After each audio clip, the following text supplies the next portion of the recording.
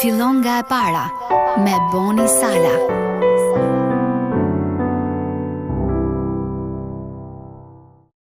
Sepse qengji që është në mes të fronit do t'i kullos dhe do t'i çojë te burimet e gjalla të ujrave, dhe Perëndia do të thajë çdo lot nga sytë e tyre.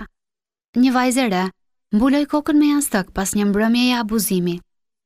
Lotët e nxehtë dhe të heshtur ran mbi klëfin e jastëkut të saj.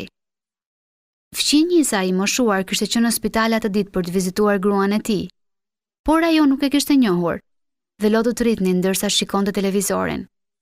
Më pas, pak para mesnatës, një telefonat zgjoi prindrit që jetojnë në fund të rrugës. Kishte ndodhur një aksident dhe djali i tyre nuk do të kthehej më në shtëpi. Dhimbje dhe lot. A i sheh Perëndia lotët tan? Bibla thot po. Një burr me emrin David shkroi për Perëndinë në Psalmin 56. Ti i ke numëruar hapat e brevjes sime. Vendosi lotët e mia në çalikun tënd. A nuk i ke regjistruar në librin tënd? Zoti është i vetëdijshëm për çdo lëndim, çdo humbje që keni pasur ndonjëherë. Ai nuk është zemërgur.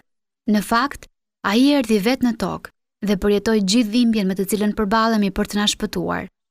Jezusi qau, edhe pse e dinte se fundi i historisë do të ishte më i mirë. Bibla thot: Jezusi bëri lutje dhe përgjërime me klithma të larta dhe me lot.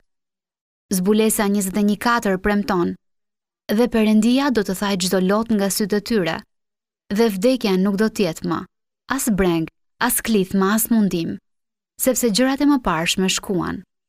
Ju nuk qani vetëm. Keni një atë qiellor që do t'ju mbajë në krahët e tij, deri në ditën që do t'ju thajë lotët për gjithmonë. Ndoqët një moment reflektimi nga Boni Sala. Fillon nga e para me Boni Sala.